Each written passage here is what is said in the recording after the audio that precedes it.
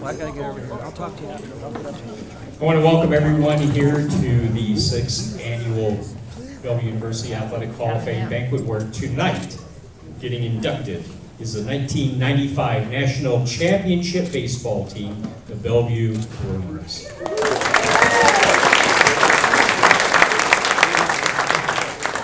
At this time, I'd like to ask Bellevue University basketball coach Shane Pavin to step up to the podium for tonight's invocation.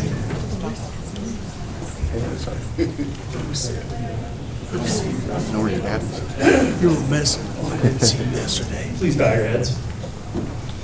Lord, thank you for not only tonight, but this whole entire weekend, for coming back to celebrate this team from 1995. Please bless the food tonight, and we'd be remiss not to mention Lee Lawley and Casey McMillan and their passings, and we want to remember them tonight too, along with the rest of this team.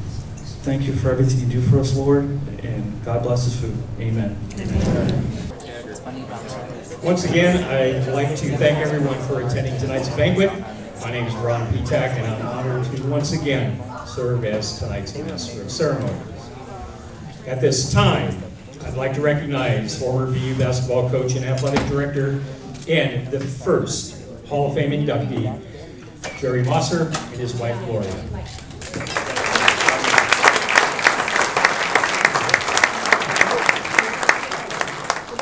I also want to introduce Bellevue University Athletic Director Ed Lahotek and his wife, Peggy.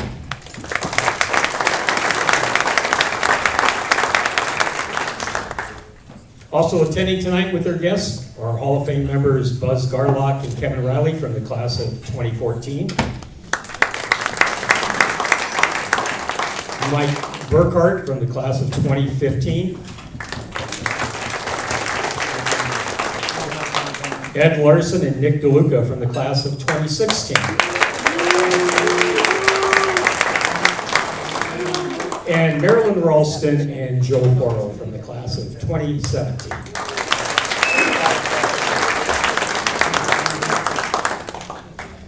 The Bellevue University Athletic Program has a long and storied history that cannot be told without recognizing Jerry Mosser's nearly half-century of service to the university.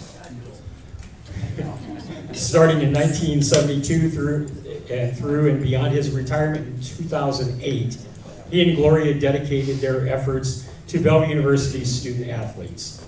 And those relationships have only grown stronger over time. Coach and Gloria, thank you. At this time, we'd like for you to turn your attention to the video screens to hear from Coach Mosser. When the Hall of Fame was first initiated, the group that started it started with a Jerry and Gloria Mosser scholarship program for the athletes at Bellevue University.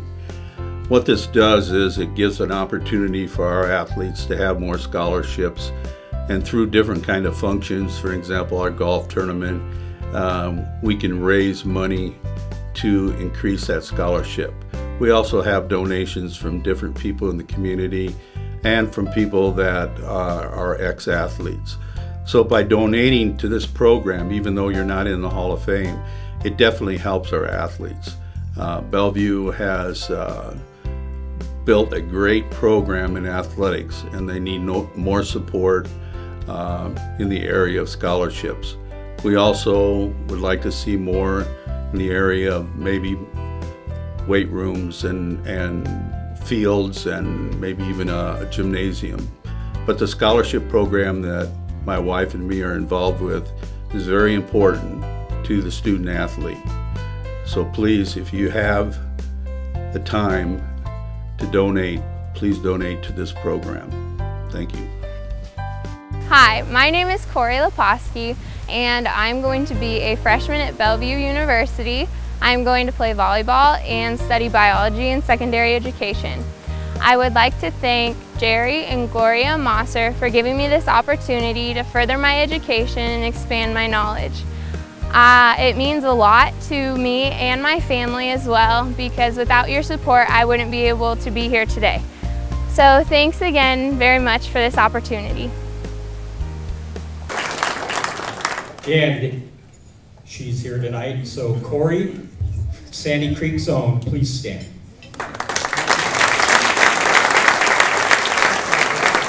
She is the recipient of this year's Jerry and Gloria Mosser Scholarship. I'd like to recognize the many people who have made tonight's event possible. Trish Sedlick, Cody Banks, James Zanders, Alicia Williams, Leslie LeBoy, Doug Bankston, Karen Robinson, Vernice Chaparro, Michael Miller, and Doreen Narofsky. Please give them a big hand.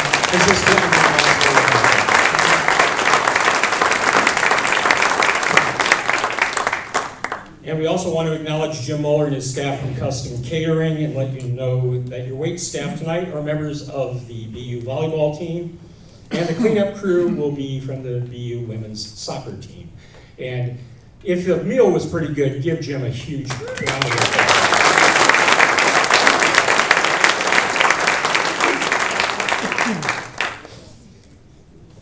In 1995, the Cardiac Bruins captured the imagination of folks here in Bellevue and as well as the metro area as they set out to make school history 100 miles north of campus in Sioux City, Iowa.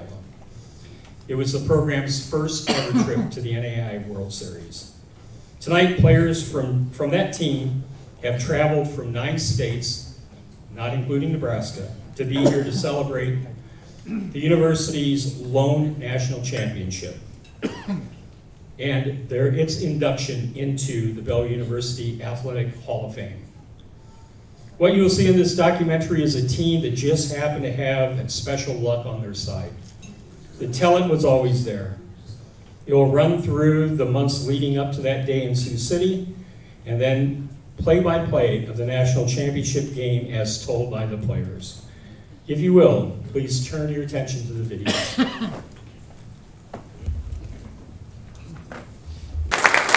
What a great tribute that was to that national championship squad.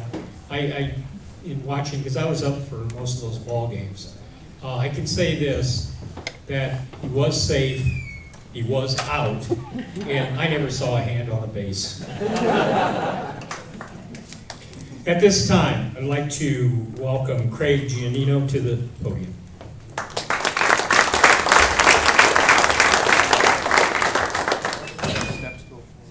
I think you were all at that bar last night and I got on that chair because I needed to stand. I think I actually really do need a step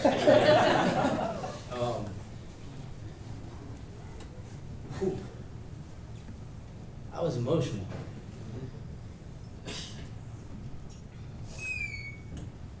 On behalf of our team, we would like to thank Bellevue University, the Hall of Fame Committee, the athletic department for this wonderful recognition, which we all agree and know that this is well earned and deserved. I'm going to apologize up front for the redundancy in this because of what you all just saw. But it is with great honor and privilege that I have this opportunity to speak on behalf of my brothers in the 1995 National Championship team and the Cardiac Bruins. Specific thank you needs to go out to a few quick people here. Trish, you've been thanked a lot this week, but to be able to execute and put all the detail and thought and get all 23 or 4 or 5, however many are in this room back here, takes a lot of work, and you executed. Great job.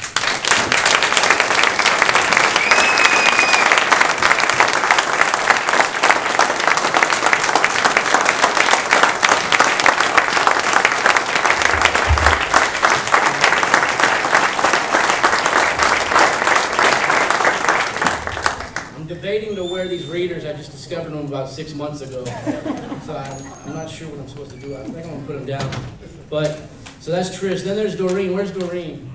Doreen, thank you for all your hard work and your effort.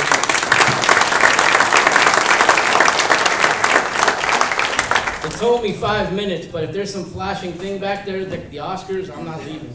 5 minutes doesn't say, I can't sum up 25 in 5 minutes. Also want to recognize some individuals that were a huge part of our success, that supported our dream and made a tremendous impact on the experience along the way. I know is Mrs. Ralston here? Yes. Please stand up, Mrs. Rawson. Can we give Mrs. Rawson?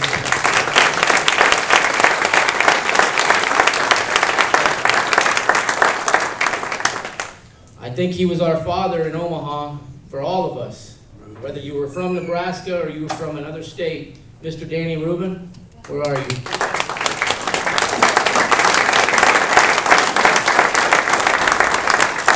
One of our biggest fans, and I just found out through a conversation tonight that after I think it was every home run hit, he gave the mother of that player a kiss on the cheek.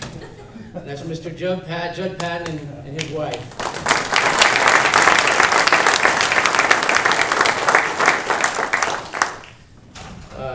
We all remember Coach Lloyd. God bless him. Ron Weiss, where are you? Ronnie, I need you to stand up for a quick second. I know you don't like the attention, but you need the attention. You deserve and earn this attention. Oh, stay stand up. Stand up. Stand up. Yeah!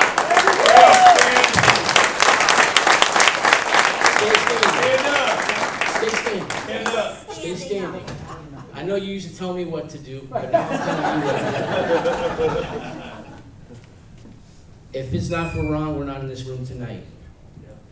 And I just want Ron to know how much he knows how much he means to all of us. And his whole family for taking us in since Thursday. And just like Don said, we haven't seen each other, and it's like we've just been together yesterday. Ron, we love you. Thank you.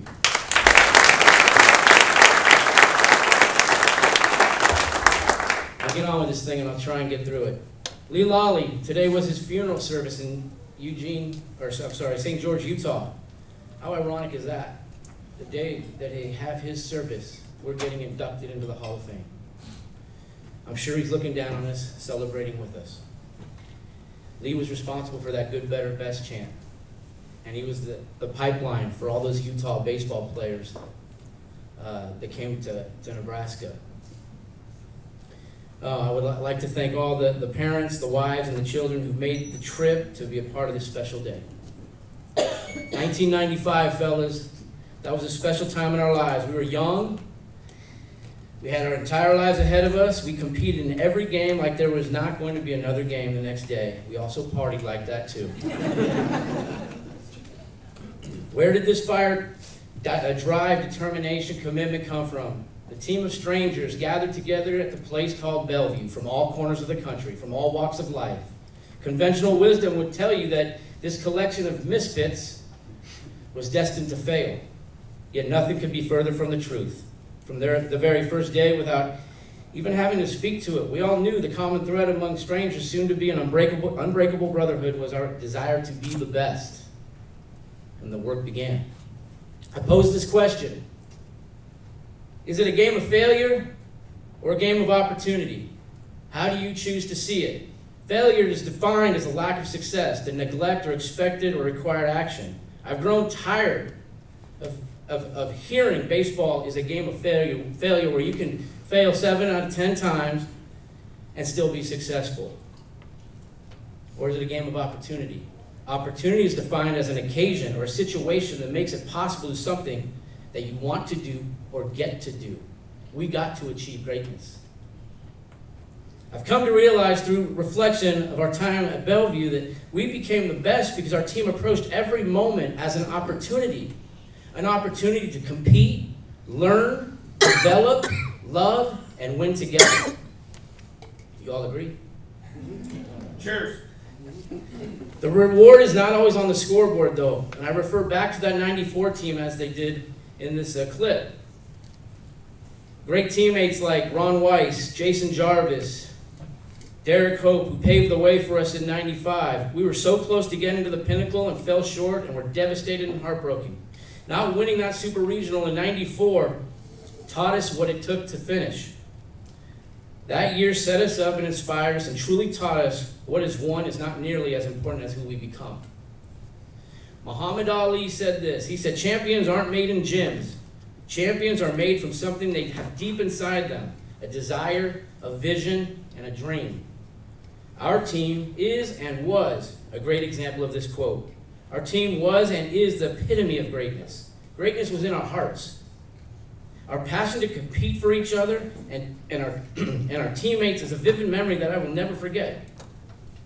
Characteristics our team embodied, such as mental toughness, grit, resilience, work ethic, teamwork, and love to play and compete with and for our brothers, was literally and figuratively second to none. A lot of people use those terms in their programs. We lived it, fellas. Together we became champions. We championed ourselves first because we knew Mike wasn't going to do it. He tried. We self-corrected. We celebrated each other's success and supported each other when support was needed. Individual egos melded together, which created our team identity. That's where I believe our excellence started. No single personality type fits this team player mold. It took some time, but the mix of our personalities blended like a like-minded mindset that fit into a united, cohesive whole. Our team was comprised of roughly 35, got down to about 27, 25, from 35, 25 men from all over the country, representing many states. I guess it's 9 or 10 with the Nebraska crew. So how and why were the Cardiac Bruins able to achieve greatness and become national champions?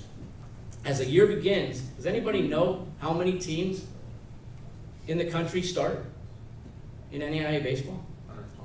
192.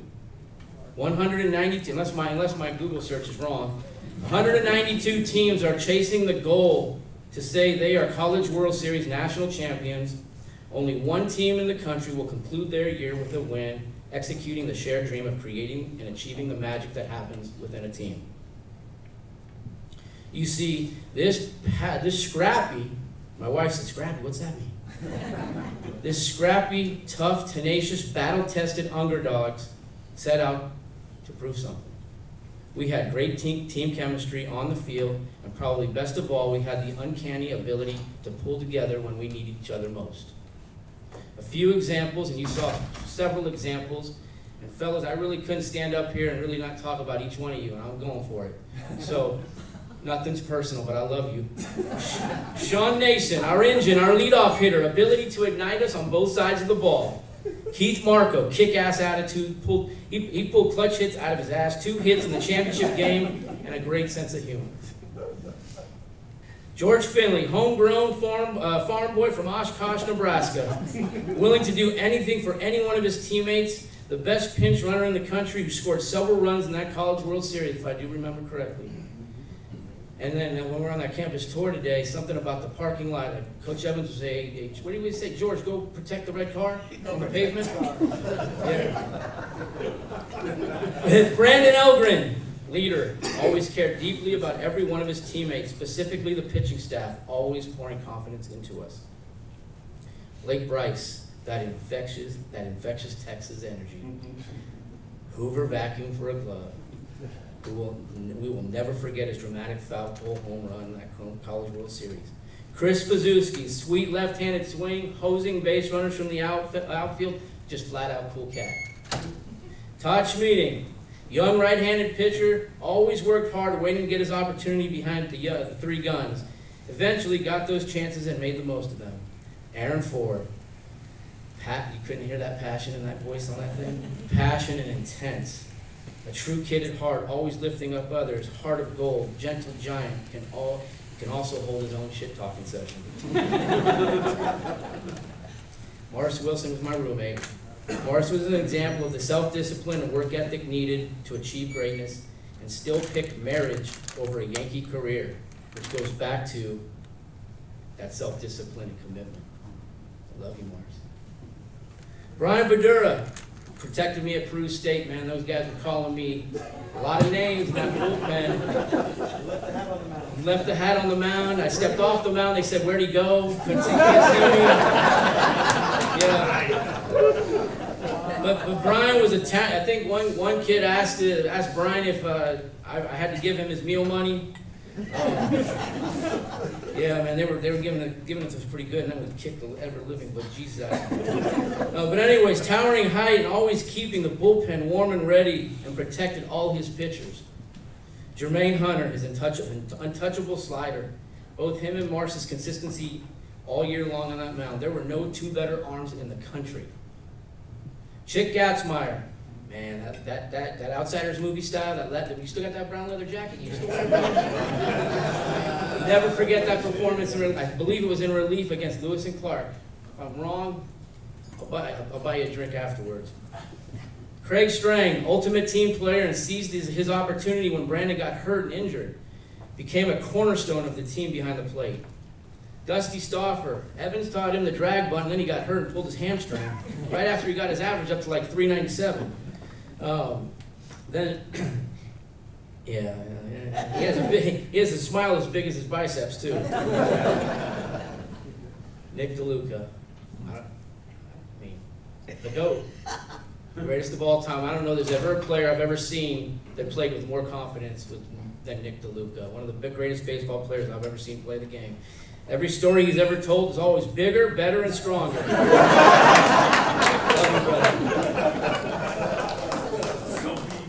Chad Hopkins, fierce. Chad was tough, man. I remember him on those picks. He would slap that tag on those base runners so hard, those dudes had to ice their quadriceps. He played angry. No one will ever forget that clutch 3-run tank in the final game against Tennessee to take back the momentum and never look back. That was Kirk Gibson like playing with a fractured foot. Mike Mcqueen, or Mcgreen, referring to his misspelling on the national championship certificate. But Mike's ability to come in on that back end of the bullpen was second to none. Once Mike got the ball in those late innings, game was over. Jay Rubin, competitor, grinder. That diving catch and left, clutch hitting, sacrificed his body, played the game hard and the right way. If you saw that ball that was hit that Cumberland center fielder dropped, did anybody see Jay where he ended up? Second base. National championship teams dog it because they start feeling sorry for themselves after they fly out and they start loafing down the line. Not Jay, wasn't in his makeup. Ollie Ewing, energy guy, sweet left-handed swing, that badass teammate you love to have in your dugout. Aaron Taylor, another one of those that whole core crew, Nebraska boys that took us in from California, from Utah, from Kentucky, from Seattle, from wherever, and he was a hard worker and grinded every single day. I just remember that tilt on his fastball, low in the bottom of the zone, stud. Don Kevinimi, performed in the biggest moment on the biggest stage, finishing that championship game. Your toughness and clutch performance on that mound and your strut and swag coming off that mound, Donnie will never be forgotten, brother. Billy Nolan, hard worker, always ready to go when coach needed him, great teammate, always on the down low. Like, I couldn't find that. What's going on with Billy? I can't tell. Brian Day, dude, we didn't think you were coming, man, so I sort of like scrambled, like, do I put him in or not? Is he on the list or is he cut? Dr. Brian Day, the baby of the bunch, just a freshman, barrel-chested, heat-throwing ballerina on the mound. Greg Howe. Where's Greg? Brother. Greg. I mean, we're all here because of your advocacy for us, by the way, brother. Thank you. Thank you for all of it. Greg. One of the hardest workers and selfless teammates whose loyalty to Bellevue will never be forgotten. Andy Lewis. The heart and soul of Bellevue University in our baseball program. The glue, a true teammate and a genuine friend. Love you, man. He was literally the glue to all of us. Mike Livergood, are you here? He's not here. Mike was our trainer. He's still here to this day. And we were very thankful for all the work Mike did for all of us, keeping us healthy. Coach Mancuso, I think I saw him. Yeah.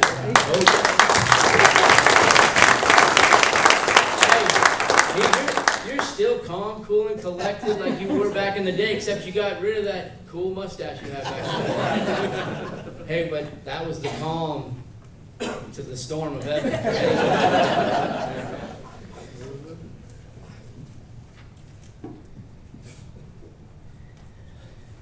Casey McMillan.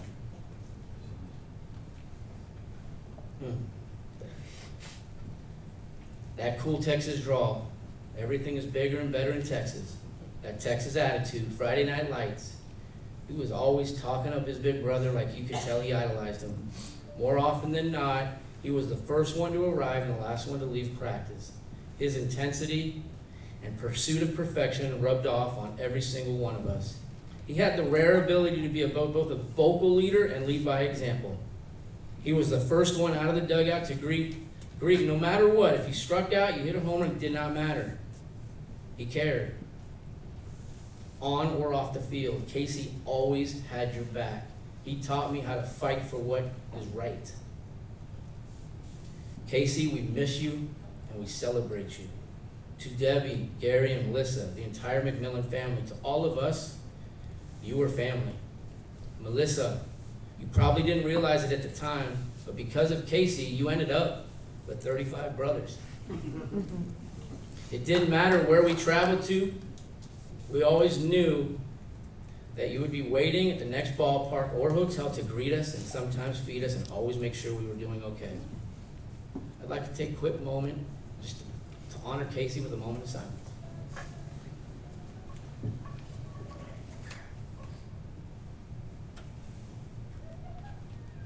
Thank you.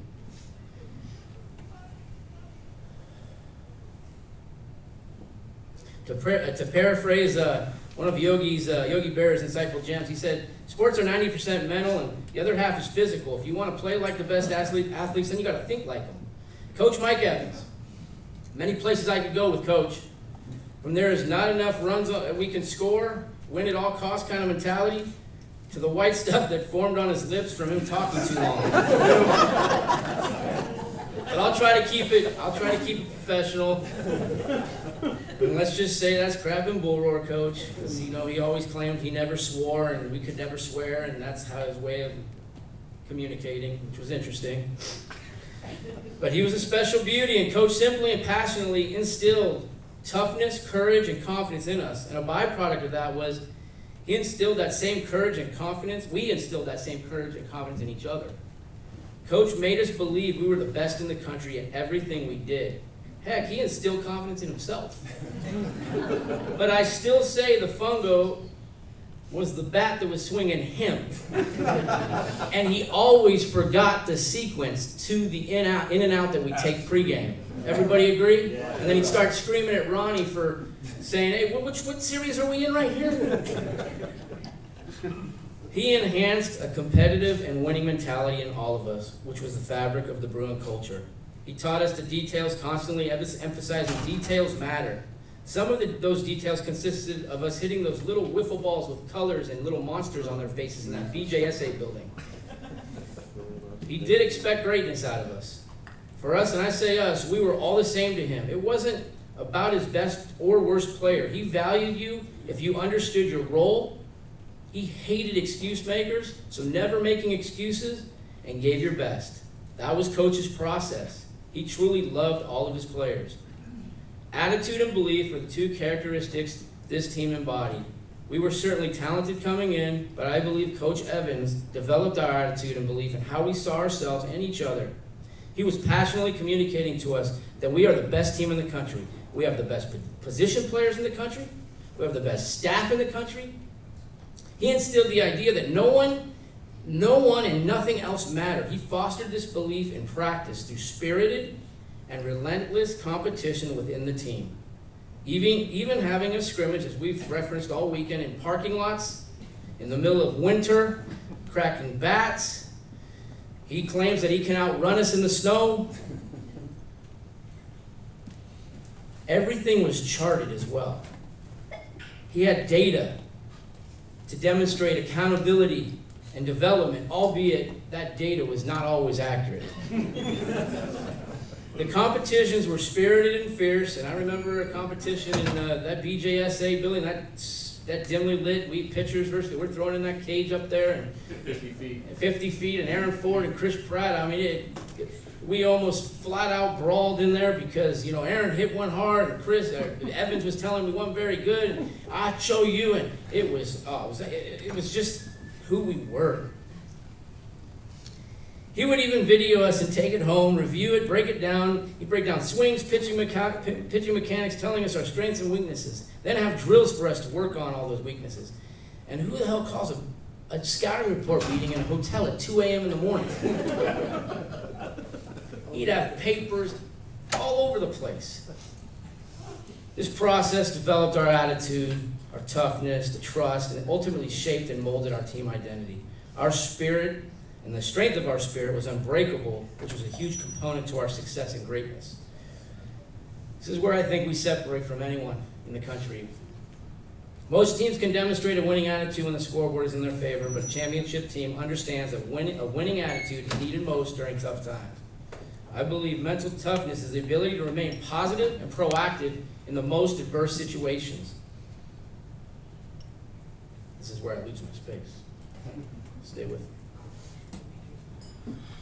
That was evident with our team. We thrived on the adversity. The more adverse the situation, the more fun we had competing and supporting each other through each moment and opportunity. Personally, I believe we needed the adversity to sharpen our focus in competition.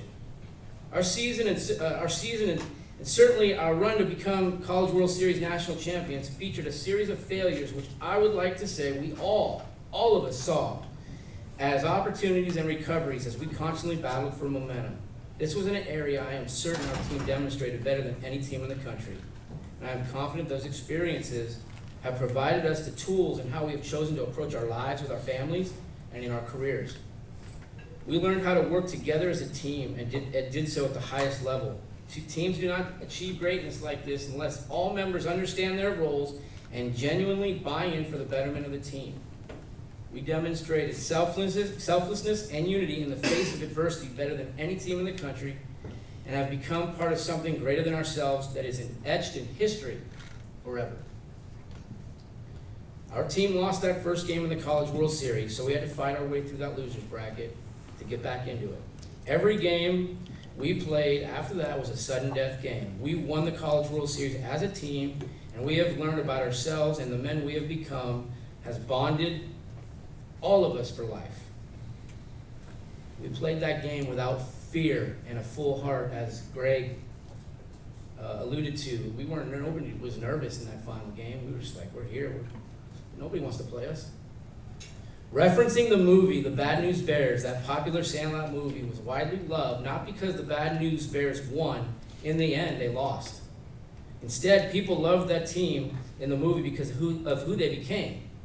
And the fact that they took us all along for the ride. They were totally human and absolutely fun. The same could be said about the 1995 National Championship Cardiac Bruins, except we won. In the end, we achieved the perfect moment in the most imperfect game. When preparation meets opportunity, potential is fulfilled and the destiny is realized.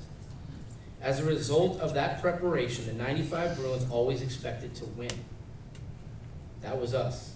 To all my brothers and teammates, I love you. You all matter to me. We all matter to each other. It has been overwhelming and wonderful to reconnect with all of you tonight through this weekend as we receive this incredible honor. At this time, I'd like all the players on the 95 team to stand. At this time. Wake up if I put you to sleep. I'd like you to all come up right up here in the center, right over here. Walk to the center. If the McMillan family could come up, if you would like, if Melissa, you could come up, if Gary, you could come up in honor of Casey. It's not going to be like, get your cameras ready, get your recording ready. Fellas, we're going to take them out. One last time on a Lee Lolly special. We're going to go good, better, best. Never let it rest. When you do get better, and get better, get best. Ready? 1, 2, 3. Good, better, best. Never let it rest. The good get better, the better get best. Woo!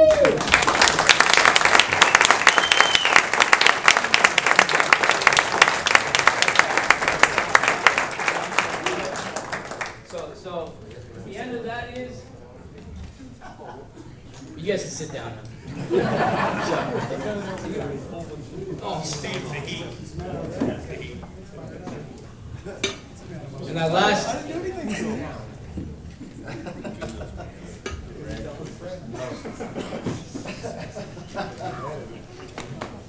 Before I turn it over to the closer, Andy Lewis, coming up here, the last part of that quote is, "We got best. We won it all." Thank you.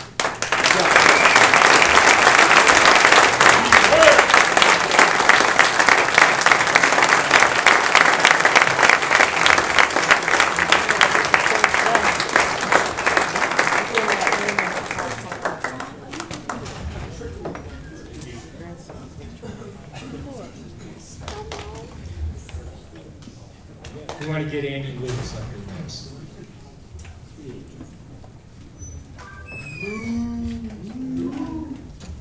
Sweet Lou.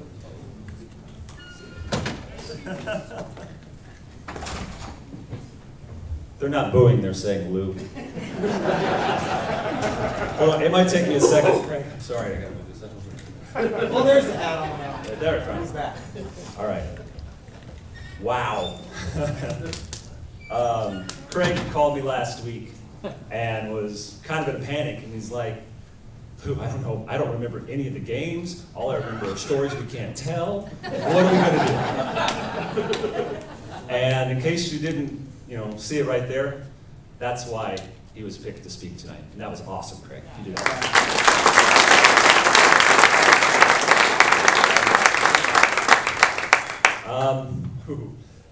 First of all, I want to start off and thank the Hall of Fame committee for this incredible honor. What just an amazing show of support and love, and we appreciate it so much. Thank you very much to the committee. Thank you very much to the athletic department, and also to Coach Monloon.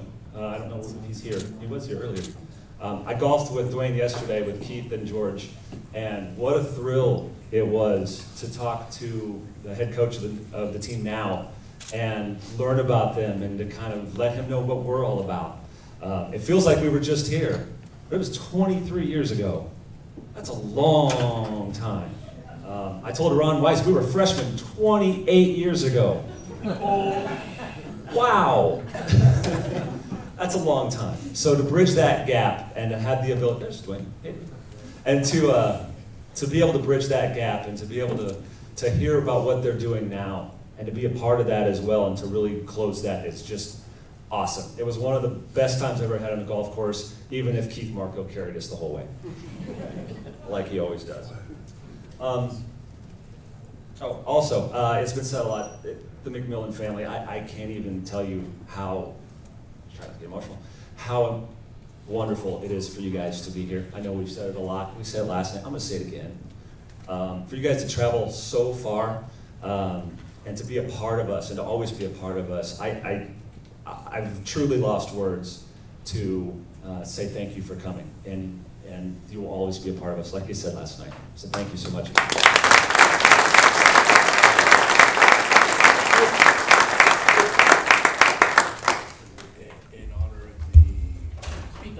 Team. I got it. No, sorry, go ahead. Aaron's presenting them with a bat from the 95 team as a token of our gratitude for you guys. Love you guys.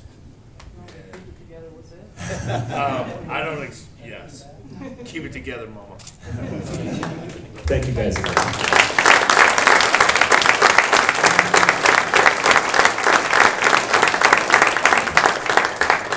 Also, and I didn't know this until I got here tonight, and most of you probably don't know, but I was kind of the acting SID back in the day, helping out with stats because somebody had to keep that giant mess in Coach's car together. And once we got to the World Series and once we started showing up on the news every single night, I needed help. And Shaun Whitey was my help in the front office here in the admission, here at BU. Shaun Whitey passed away a few years ago. He was a wonderful friend, and his sister Bridget is here tonight. He was along for that ride. John and Bridget were here along for that ride as well, and it was a blast. And we have a great time. I know them from hockey, and we have a great time talking about those days. And in a weekend full of awesome, just crazy memories, that was just one that was awesome too. So thank you guys for coming. Trish, the miracle that you pulled off to get all these guys here, Craig still went under a little bit. We've been trying to get a hold of people forever. Blake, we had no clue where Blake was. There were people all over, and of course you try to get 25 middle-aged guys to try to find somebody or coordinate anything. Good luck with that. And what Trish did was simply amazing. So again, I want to clap one more time, round of applause for Trish.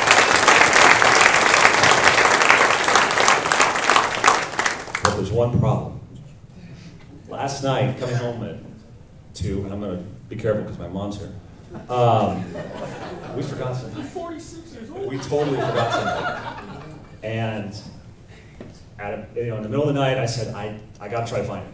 Because we reached absolutely everybody. Only Jamie Slice was the only one that was not for everybody else. Jamie is the only one who was unable to make it. Hopefully he'll see this video sometime. Jamie, we love you, brother, and you're here with us as well. But we forgot somebody, and so I totally went out. I searched the internet and I got a hold of him, but he was out of the country, but you were asking for mementos, which they have great mementos back here and stuff, right?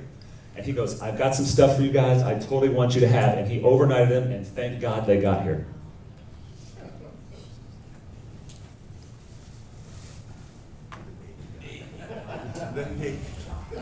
There's one. This was his glove. The giant softball net. And this is the best part. Okay, the guys are kind of chuckling and I have to explain it to everybody else. And this was Navy guys stuff, by the way. This is a good story.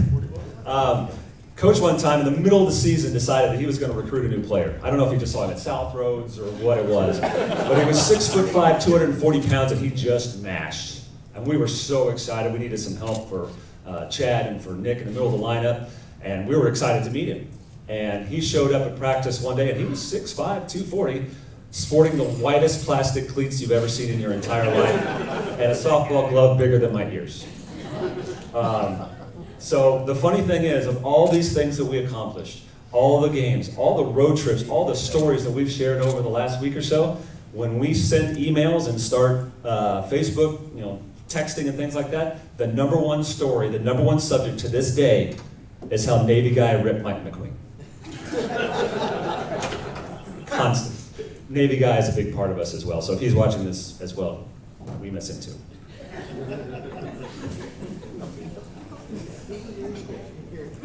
One of the things also with that video that was awesome, and I just kind of realized it here also, so many people are here with their kids, and I never realized, but a lot of people's kids never really saw them play, and that was kind of one of their first chances to see their dads play, and what an awesome moment that was too.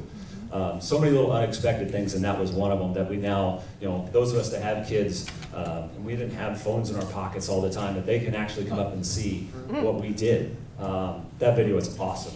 And thank you guys for putting that together. That was absolutely amazing. Thank you.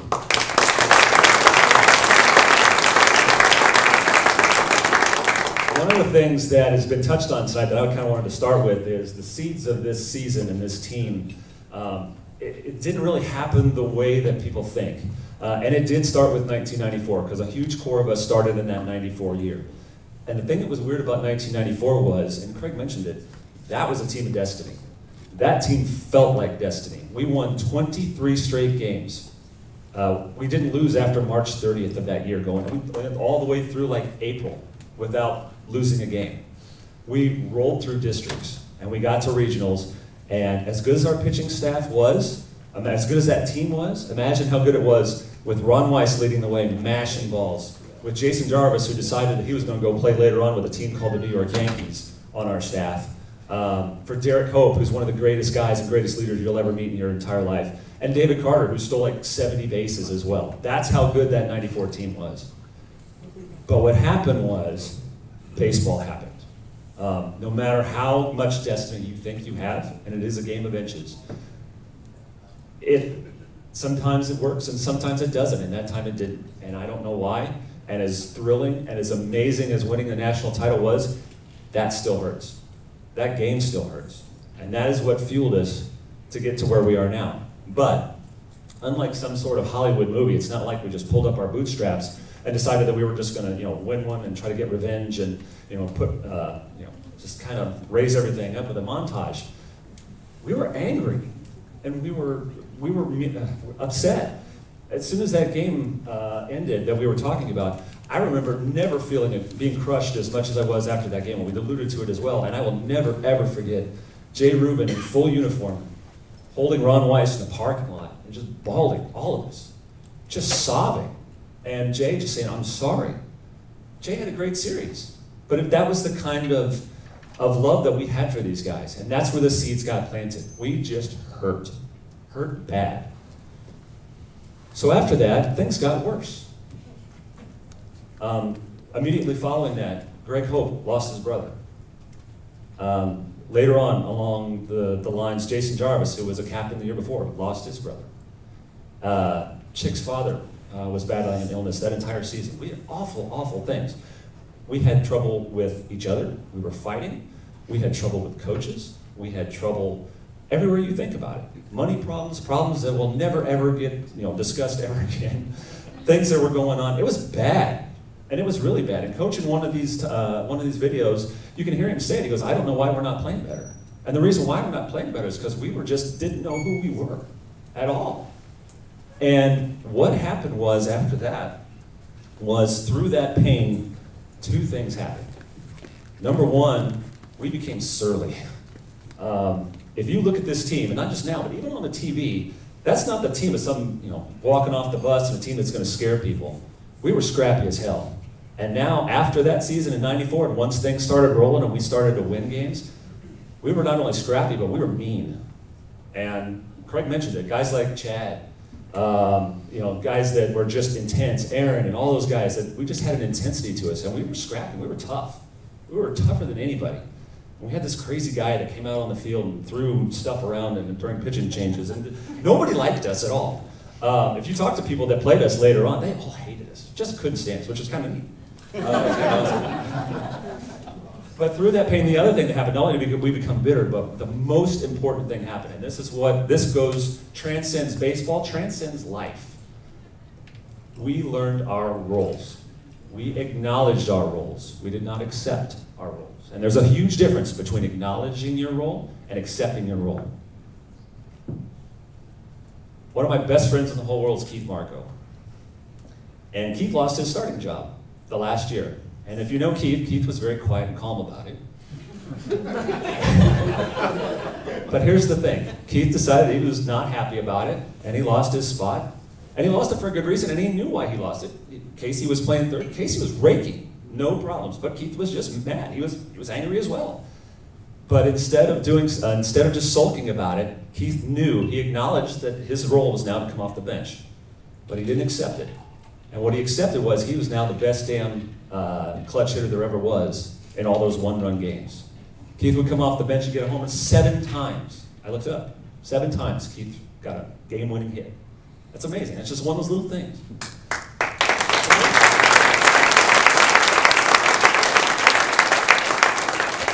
And it wasn't just Keith, it was absolutely everybody in this room. And I'm so glad that Craig went through every single person, because I was afraid that I wasn't going to be able to touch on it. But I'm glad that you did.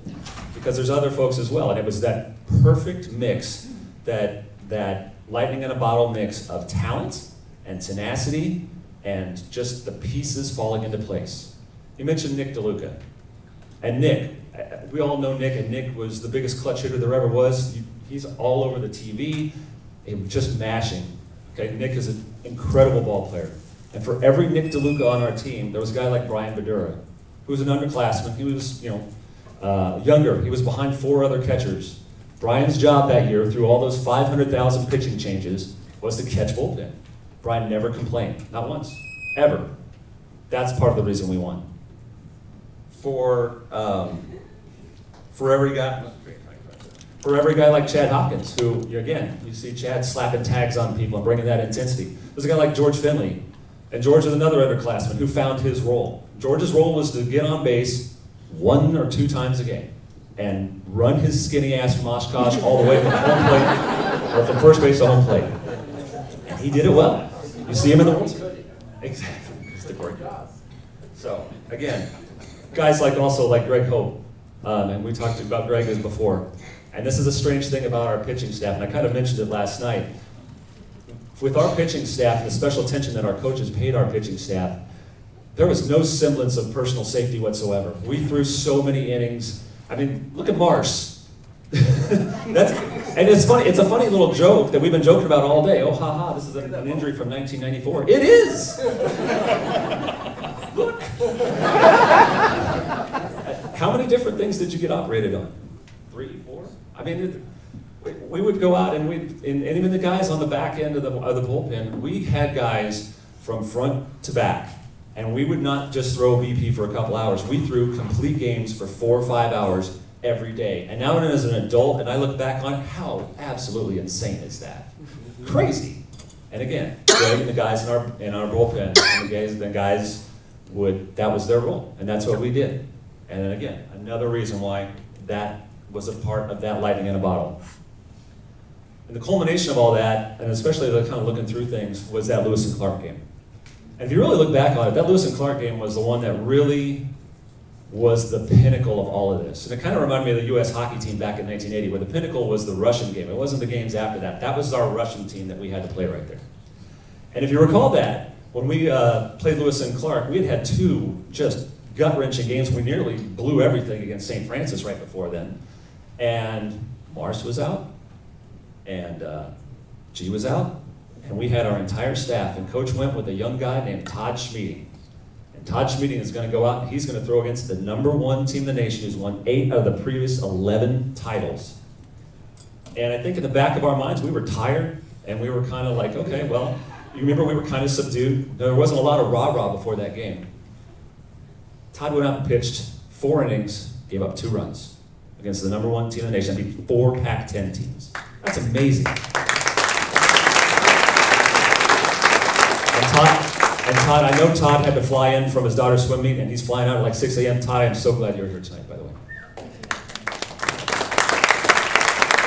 So now I'm going to embarrass Todd.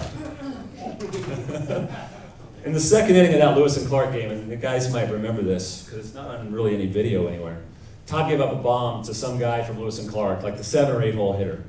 And just like kind of a little scrawny guy, but like Lewis and Clark, they had an attitude that Craig was talking about. And so you guys might remember this. That guy took off around the bases at 900 miles an hour. Just a solo home run. He rounded first, sprinted to second, sprinted to third, got to Casey, rounded the corner, and when he hit third base, he slowed down about half speed and stared our dugout. You guys remember this?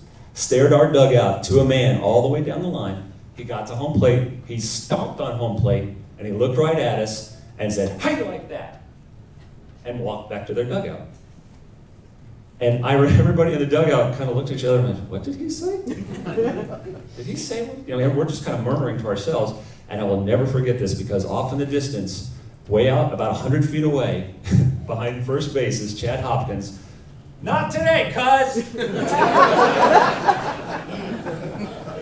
And at that moment, it was on, because they kicked the sand in our face, and that was the worst thing they could have possibly done. Because after that, Aaron Taylor came in. And Aaron was another guy that came in and that didn't have a lot of innings. That was, you know, kind of the second part of our bullpen. Aaron gave up 1 hit in 2 innings. #1 team in the nation. Just patchwork. Do your job. 2 innings. After that, it was Don, and it was Chick. And we were battling for our lives. And Lewis and Clark starts coming back, and now they're down, and they're ticked, and they're coming back. And what we did was we came back, and you know, that was, you saw what happened. That was the perfect microcosm of what we were all about. Everybody coming together, not just our guys that, you know, were hitting home runs all the time, or Jerry who's throwing 92-mile-an-hour sliders and stuff. Absolutely everybody. That was the culmination of all of that.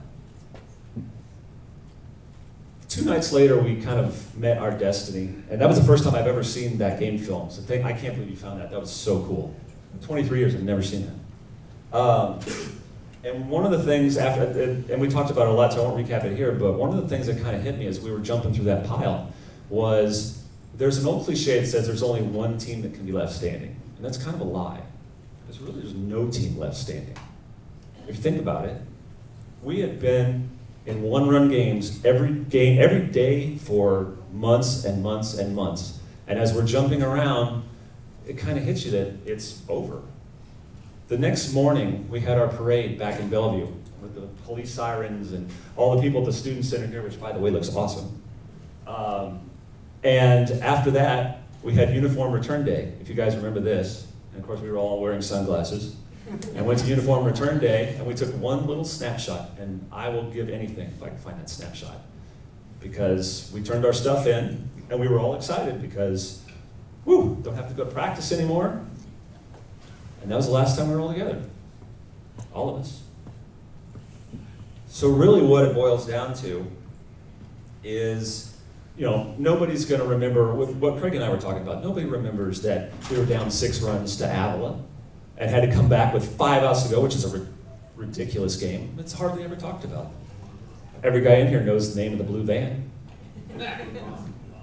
Thug van. Thug van. Stories from that thing. And then, you know, nobody remembers we got swept by Doan that year. Does anybody remember that? Anybody remember that? We probably forgot it on purpose. Everybody in here remembers what happens on Don's 21st birthday. Here you go, Don. It's your fault. Now the fingers are getting pointed. But the point is, I should have never brought that up. The point is that's the key to absolutely everything, is it always ends. And that goes from our team to every team in the past to every team in every sport, and especially those of you here at Bellevue. And if we could give one piece of advice, I'm sure my brothers here would tell you the same thing, is just enjoy it and enjoy each other. You don't have to like each other 24 hours a day. We were fighting constantly.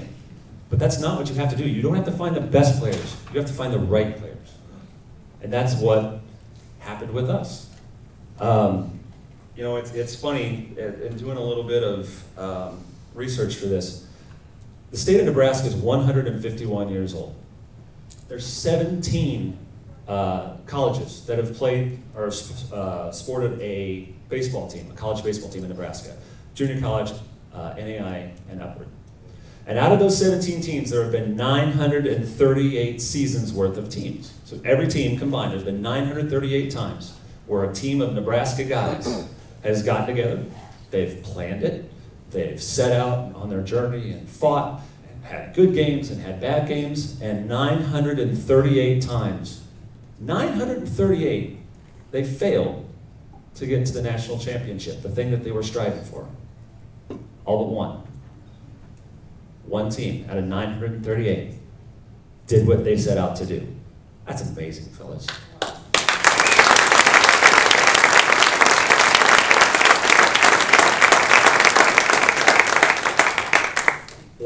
I was going to tell a quick story. After, I was always going to go to broadcasting school. And unfortunately at the time, we did not have a broadcasting school here, so I was going to go to Nebraska afterwards. And I got a job with the Omaha Royals in the front office, just out of luck. And I was 23 years old, and I was walking through the clubhouse. And as I was walking through, I had my ring on, and I heard somebody yell. I said, "Hey, Slim!" I went by Slim back then. And I looked up, and it was a guy, his name was Terry Pendleton. And he played for the Cardinals and the Braves. He was in 5 World Series from 1985 to 1994, batting champion in 91. And when he stopped, he goes, "Hey, what's that on your finger?" And 2 things crossed my mind. Number 1, Terry Pendleton wants to check out my ring. Pretty sweet.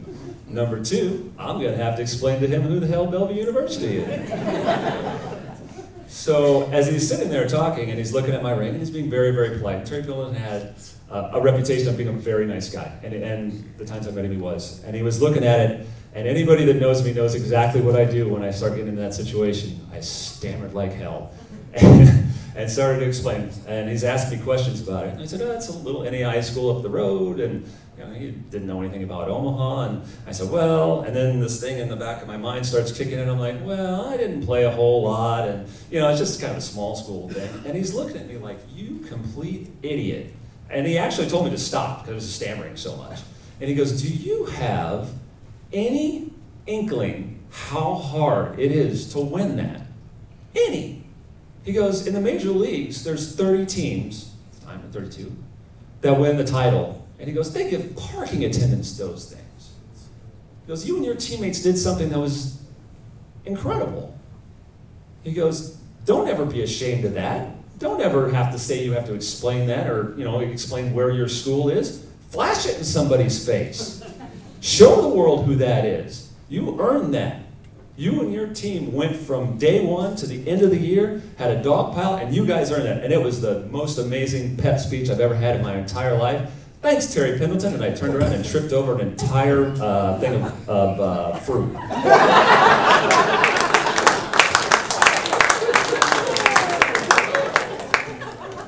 Sweet Lou. That's me. But the point is, we are all so blessed and so lucky that we had each other, that we had this time. Marsh mentioned it this morning. Blake's home run goes 2 inches left. Somebody else is getting honored tonight. We could go through 1,000 different situations here, and you know, if that doesn't happen, somebody else is here tonight. But it happened. It happened. Not how did it happen, because I have no clue how it happened. Again, it's baseball. Sometimes it works out. The year before it didn't. But I know why it happened. And I know why it happened, and it happened because every guy in this team took in it became a band of brothers, truly, in every way, shape, and form. And brothers, again, aren't best friends. They fight, but they respect what they go through, and they respect what they do. And every single guy in this team treats everybody else on this team exactly the same. We rip on absolutely everybody. So in the end, I did have one other quick story, and I don't want to go too long. But I do have a good quick story, and some of you might have heard this because we have reunions and stuff every once in a while.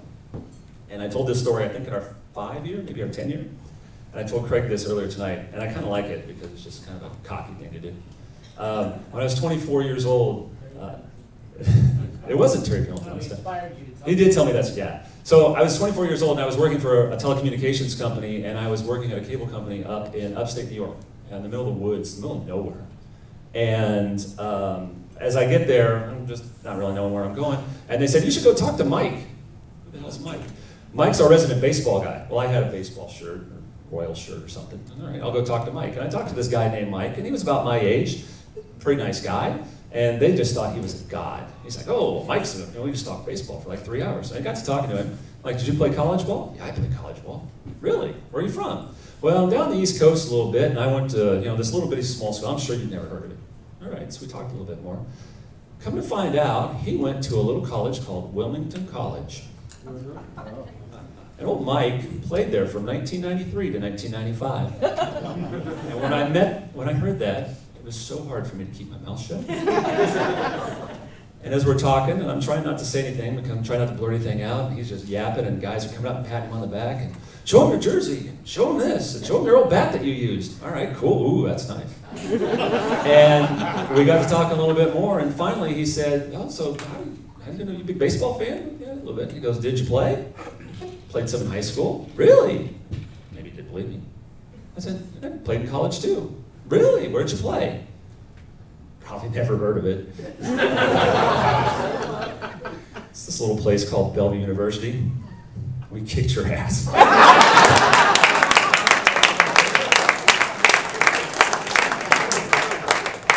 I smiled for 3 days. This weekend, starting with everybody coming in on Thursday, and I want to give Ron some more props because Ron and Shelly Weiss opened up their house to our craziness on Thursday night, and they had no idea the whole team was coming. But that was one of the greatest things ever. So Ron and Shelly, thank you guys so much for that. We went to DJ's dugout last night and told stories, and again, everybody was here, and we got to talking and stuff, and what I realized was what an honor, not just to be honored as champions, or not just to be honored as the one team that actually, you know, that went through and made it from start to finish of the World Series, but what an honor to be allowed to have everybody come back and spend one more weekend together until who knows. Because if you'd have told me that day that we turned in those uniforms that it would take 23 years for me to see some of you guys, I'd have been devastated. This was awesome. And thank you guys so much for this honor. I can't even put into words, and I've tried for 4 months to try to put into the right words to tell you thank you for this. This team means everything to me. Like Greg said, they are who I am. And one of the great honors of my life is to be able to represent them on this night, on this stage, at this microphone, and hopefully speak for them and say thank you for not only the opportunity to represent this university, but this community, this athletic department, and everybody in this room, because we are not just champions. We are a family, and we are a band of brothers, and that's something that will always be. And whether it's 23 years later or 46 years later, we're going to see the same thing. We'll make fun of Todd coming in late, and we'll laugh at Keith, and it'll be exactly the same. Thank you guys so much for this honor. We are so blessed. Thank you.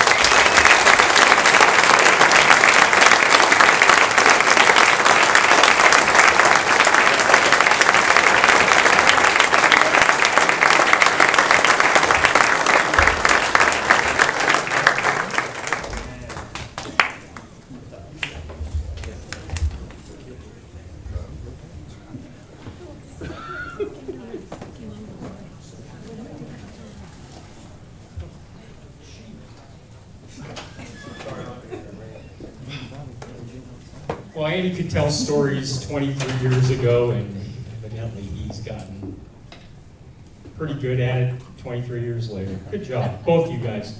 Great job.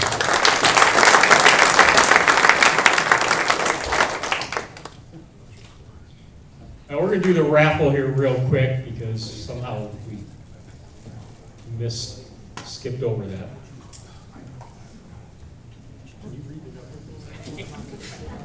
Come on, Ron. The last three, the last four numbers are 9271. They would be the red tickets. Yeah, the last four numbers, 9271.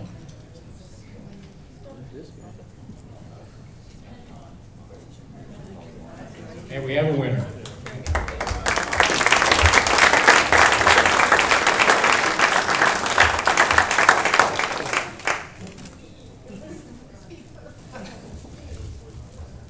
At this time, we're gonna call up all the members of the National Championship team to receive their Hall of Fame awards.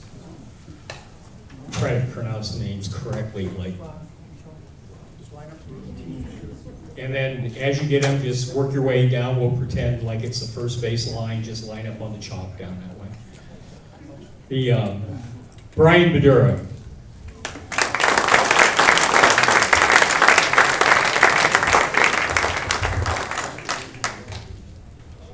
Blake Bryce.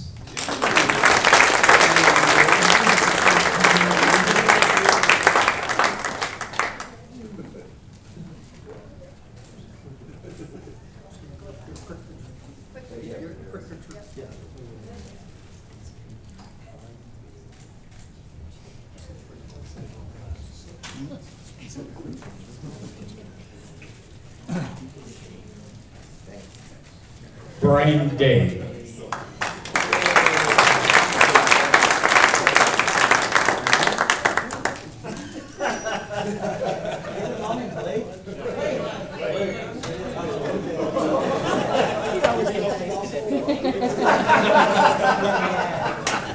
Nick Deluca.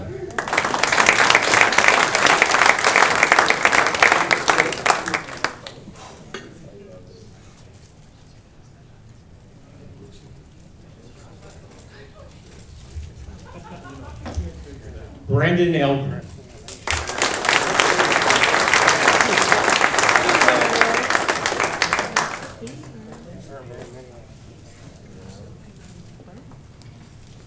Ollie Ewing.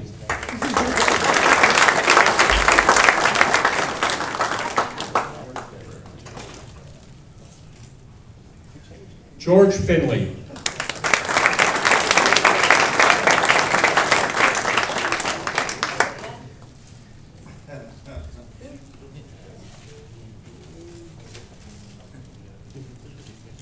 Aaron Ford.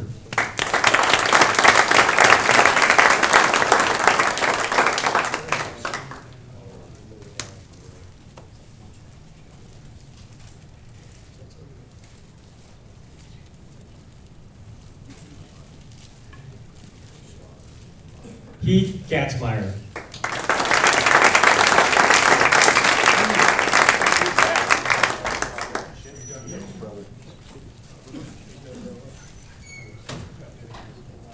Craig Giannino.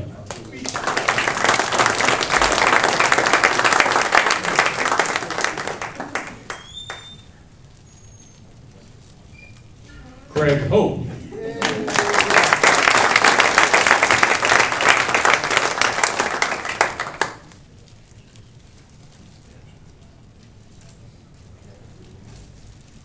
Chad Hopkins.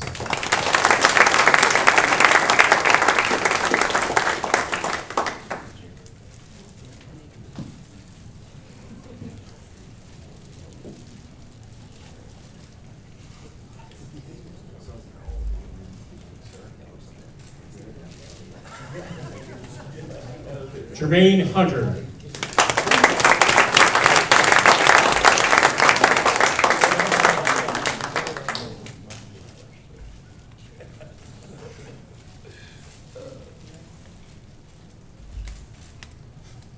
Don Caminini.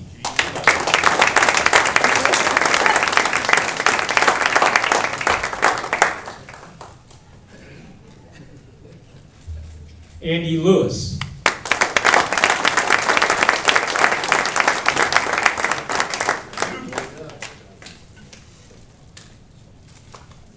Keith Marco.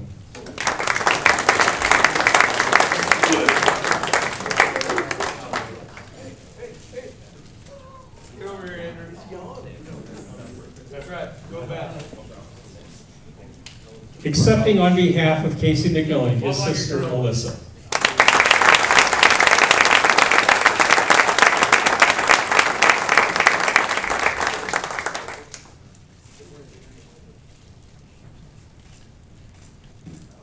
Mike Mcqueen.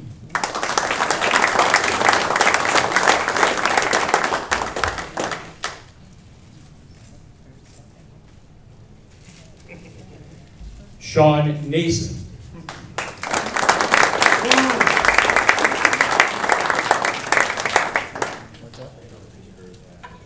Sure glad that left hand is holstered, buddy. Bill Nolan.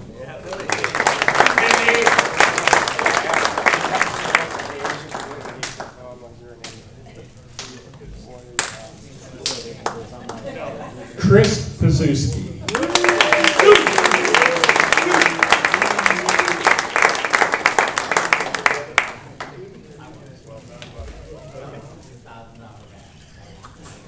Jay Rubin.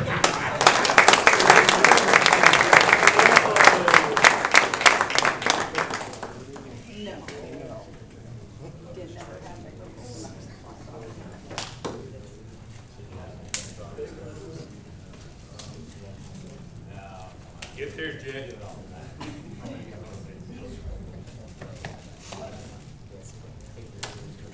Take a picture with it.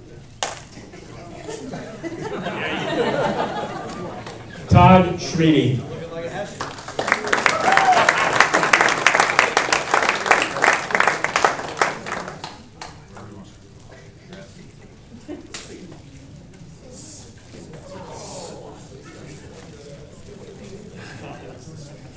Dusty Stauffer.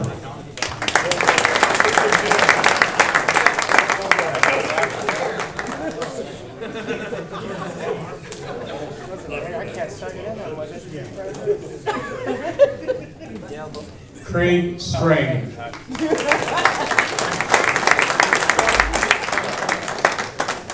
No, Dusty. Gosh, come on, man. You're looking good, buddy. Aaron Taylor.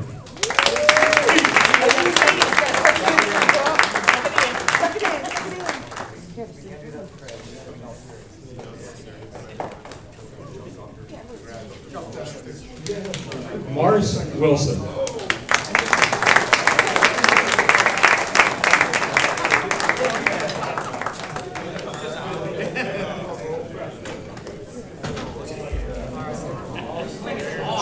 Jamie Slice couldn't be here tonight, but we also want to bring up assistant coach Mark Mancuso.